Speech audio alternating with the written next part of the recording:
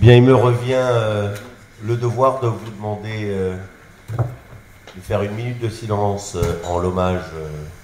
du colonel de gendarmerie qui a été assassiné lors de la prise d'otage. Et je rajouterai d'ailleurs à cette minute de silence, si vous me permettez, cette personne qui a été assassinée parce qu'elle était juive à Paris.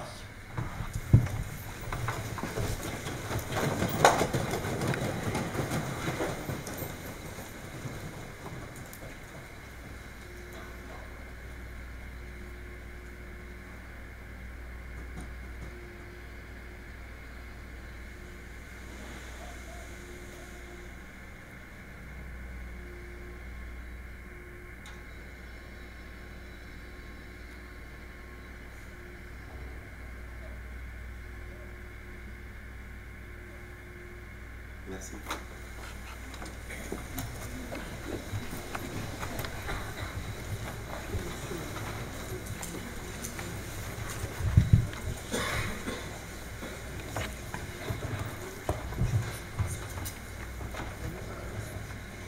Monsieur le préfet, Madame le député, Madame la première vice-présidente du conseil départemental de Tarn-et-Garonne, Madame le maire de la ville de Montauban, Madame la présidente de l'université Toulouse-Capitole, révérend père, recteur de l'université Saint-Joseph de Beyrouth, Monsieur le président du tribunal de grande instance de Montauban, Monsieur le doyen de la faculté de droit du T1 Capitole, Monsieur le directeur de l'Institut Maurice Horiou, Monsieur le directeur de l'Institut fédératif de recherche, Monsieur le directeur du laboratoire Méditerranée droit public, Monsieur le directeur de l'Institut du droit de l'espace, des territoires et de la communication, Mesdames et Messieurs les élus, Mesdames et Messieurs, chers collègues, chers doctorants, chers personnels administratifs, chers stagiaires du diplôme universitaire droit et religion, chers étudiants, mes amis. C'est avec émotion et un grand honneur que l'université Toulouse-Capitole, la ville de Montauban, tous ceux qui ont contribué par leur soutien financier, logistique et moral à l'organisation du présent colloque et moi-même, vous recevons aujourd'hui, mercredi 28 mars 2018, à l'ancien collège de Montauban, pour la 7e et probablement dernière édition annuelle sur la laïcité. Cette édition est consacrée à la territorialité de la laïcité. Elle s'inscrit dans la lignée des précédentes, dans la même perspective scientifique, de réflexion et de débat, et un renouvellement appuyé de serments en mémoire de toutes les victimes de la barbarie,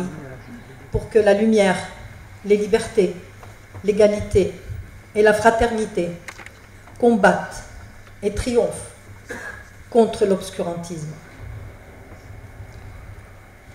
Même si mon intérêt scientifique pour la notion de laïcité et liberté religieuse est bien plus ancien, le cycle du présent colloque a débuté en 2011 avec la problématique suivante: la laïcité, ensemble une société de droit. C'était au lendemain de la loi du 11 octobre 2010 interdisant la dissimulation du visage dans l'espace public. Il s'est intéressé en 2012 à la question de la laïcité en Europe. Ce sont les tristes événements s'abattant sur la démocratie en mars 2012 pour atteindre nos valeurs les plus intrinsèques de liberté, d'égalité et de fraternité, qui par la suite m'ont conduite à organiser un 3e, puis un 4e colloque portant sur des questions essentielles. La laïcité s'enseigne-t-elle en 2013 et la laïcité est-elle une liberté ou une contrainte en 2014? Au lendemain des attentats des 7, 8 et 9 janvier 2015, du 13 novembre 2015, du 14 juillet 2016 et les autres, nul n'avait plus le choix de l'inertie. Moi, juriste, citoyen français et ancien combattant de la guerre de 1975 au Liban, mon pays, j'ai choisi d'être parmi les autres, réserviste d'une laïcité, principe inhérent à l'identité constitutionnelle de la France et clé de voûte des libertés individuelles et collectives. Ce furent alors 2 nouvelles éditions sur la laïcité, portant sur le sens de la laïcité, le vrai défi de la démocratie, le 13 avril 2016, publié dans la revue Politeia, et la laïcité à l'œuvre et à l'épreuve le 29 mars dernier, publié dans les presses de l'Université Toulouse 1 Capitole chez LGDJ L'Extinso. Pour toutes ces éditions et pour celles d'aujourd'hui, ce sont de très hautes personnalités et d'éminents juristes de divers pays, diverses universités et diverses disciplines qui ont à chaque fois accepté mon invitation, et j'en suis flattée. Le thème choisi pour cette édition a pour objet de revenir sur les problématiques qui nous ont préoccupés pendant toutes ces années et qui, hélas, nous préoccupent encore à ce jour, pour explorer les différents champs d'appréhension et lieux d'application concrets du principe de la séparation des églises et de l'État, d'une notion dont la définition juridique est pourtant limpide, principe d'organisation de l'État et fondement de la liberté de pensée et d'opinion, même religieuse. La laïcité devient en effet abstruse et de plus en plus brûlante, bafouée, adjectivée, ouverte, fermée, positive, négative, radicale, etc., dogmatisée, cultualisée,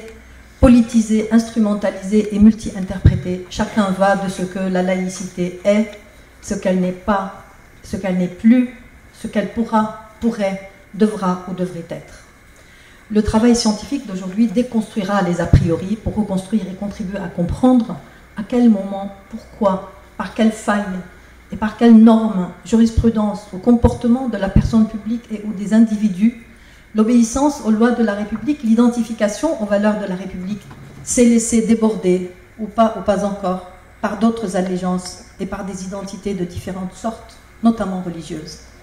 Pour cela, la laïcité sera étudiée dans son application située sur le territoire français par les autorités de l'État, par les juges, par les individus, par les entreprises et associations cultuelles et culturelles.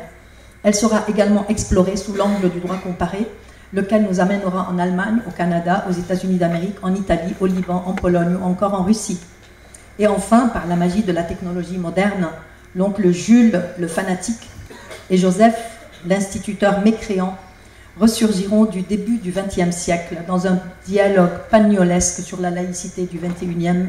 et l'on sera certainement décontenancé par l'œuvre du temps et des hommes. Merci à tous et bon colloque.